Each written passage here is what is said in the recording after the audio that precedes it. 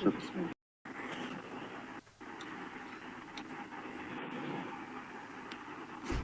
सबका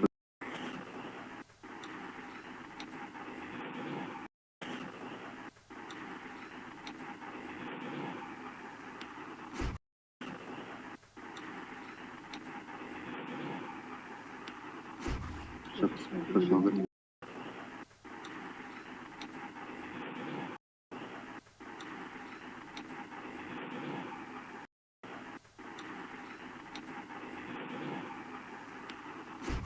सबका स्वागत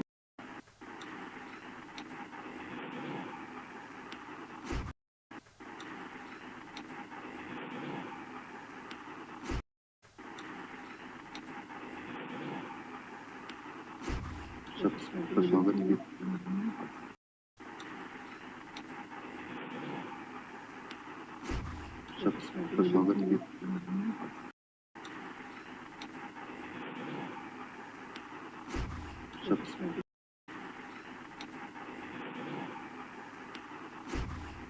सबका स्वागत है।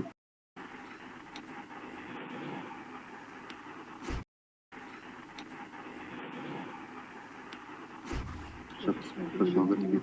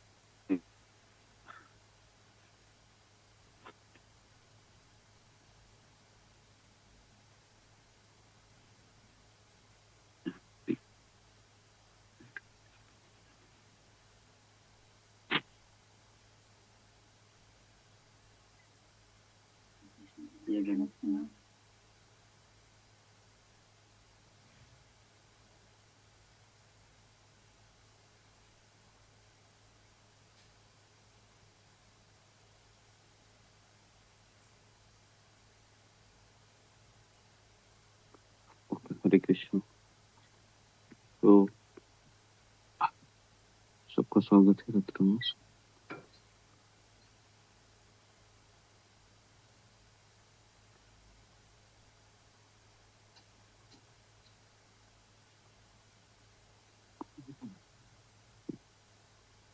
तो कल हमने चर्चा की थी कि सुबह उठना और सुबह उठने के बाद हमारे पास कई चैलेंजेस होते हैं।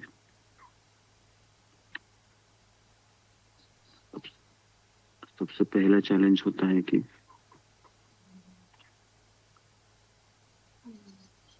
सुबह उठने के बाद सुलामाला है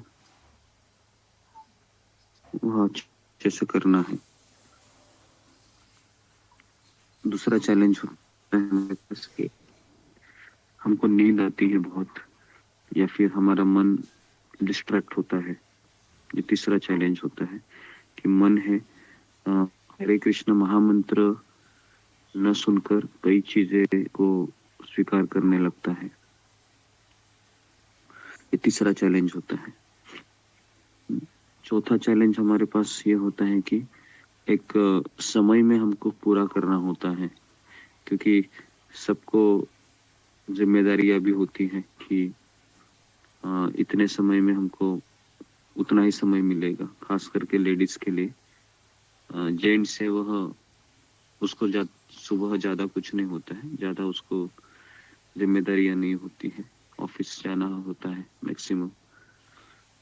ओके, तो सुबह उठना ही हमारी आधी लड़ाई है, जो हम मान लो कि कैसे तो हम कर भी पाते हैं, लेकिन उसके बाद 16 माला है अच्छे से करना है।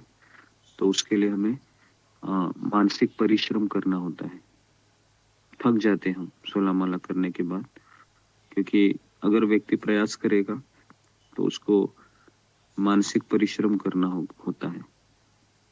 एक होता है कि शारीरिक परिश्रम जो शरीर को थका देता है, और दूसरा होता है मानसिक परिश्रम जो मन को थका देता है, क्योंकि कई बार मन भागता है, कई बार मन भागेगा, कई बार मन कहेगा कि मत करो, सो जाओ। तो इस तरीके से बहुत मन से हमें अवरोध उत्पन्न करते हैं जपा में। लेकिन एक भक्त है वो योद्धा की तरह होता है, वह हारता नहीं है, फाइट करता रहता है, युद्ध करता रहता है।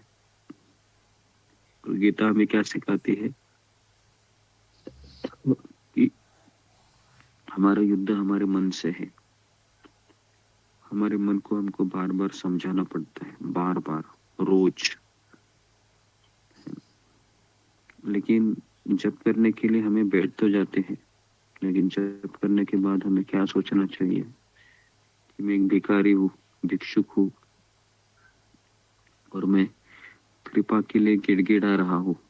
2 घंटा अभी हमें गिड़गिड़ाना है कि कृष्ण मेरे ऊपर कृपा कीजिए, मैं भवसागर में डूब रहा हूँ, अगर आपने मेरा साथ छोड़ दिया तो कैसे होगा।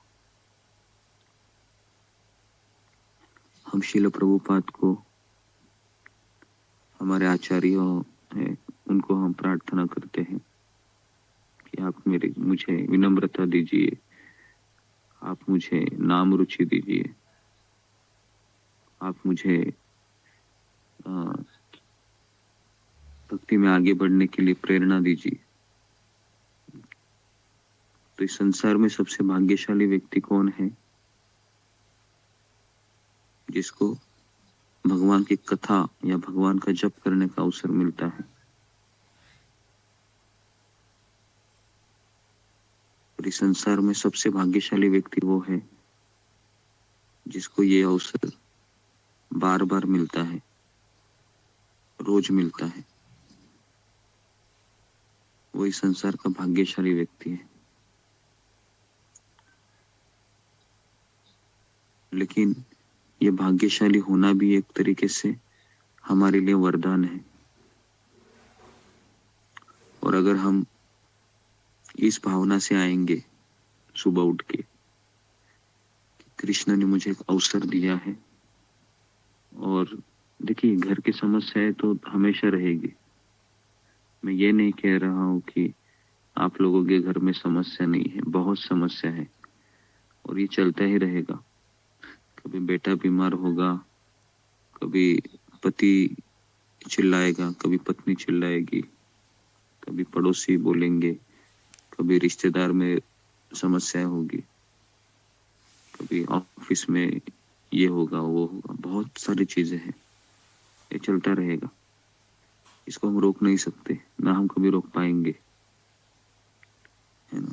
तो एक जगह पर ये तो चलता ही रहेगा, लेकिन दूसरी छोर पर हमें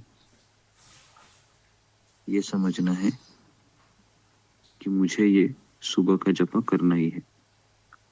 अभी आप बोलोगे कि मन नहीं लगेगा, मेरा मन तो उधर भागेगा। कोई बात नहीं, मन को भागने दो, लेकिन मुझे उठ के करना है, चाहे मेरा मन लगे या ना लगे। क्यों करना है?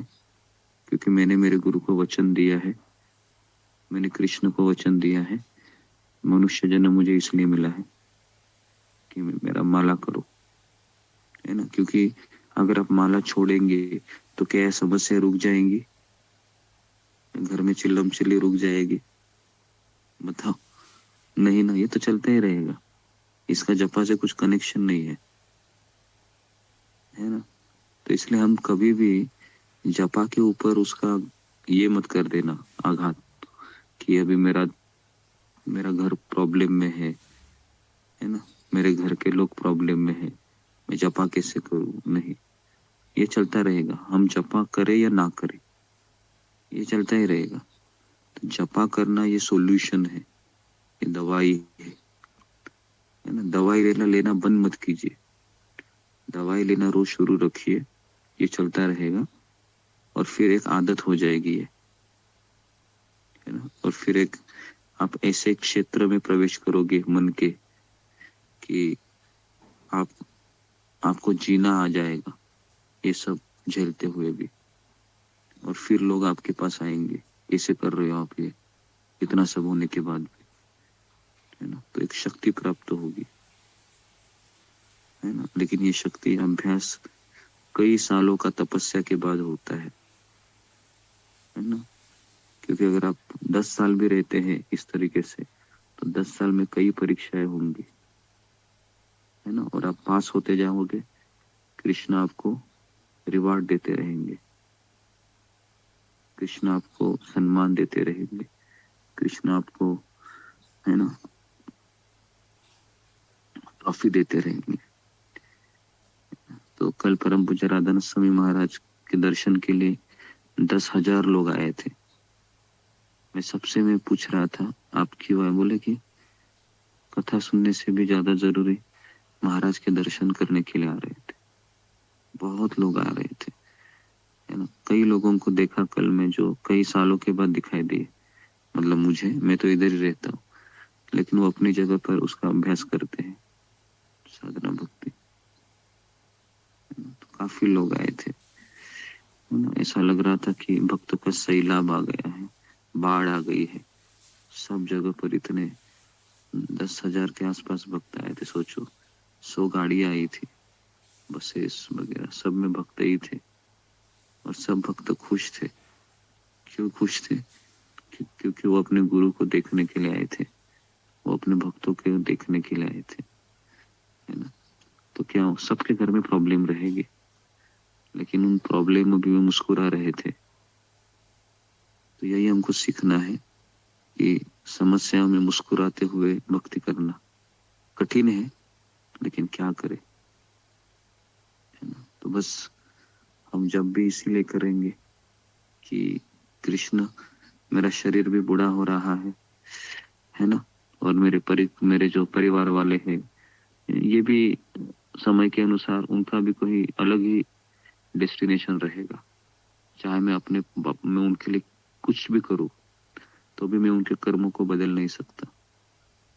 तो मुझे मेरा जपा तो करना ही है, मुझे मेरा कमिटमेंट है, उसको निभाना है। तो एक भक्त हमेशा, है ना, इसी विचार के साथ चलता है। वो ये नहीं सोचता है कि मैं जपा करूंगा तो मेरी समस्याएं बंद हो जाएगी, ये कभी नहीं होगा, उल्टा और बढ़ेगा। और हमारे ग्रुप में से कई लोग हैं जिनके घर में बहुत समस्या है, फिर भी वो आते हैं, है ना, फिर भी वो आते हैं। तो ये भी एक वरदान ही है, मैं तो कहूँगा। ठीक है, तो यहाँ पर मैं रुकता हूँ। आप सबका बहुत बहुत धन्यवाद। हरे कृष्णा हरे कृष्णा, कृष्ण कृष्ण हरे हरे, हरे कृष्ण हरे राम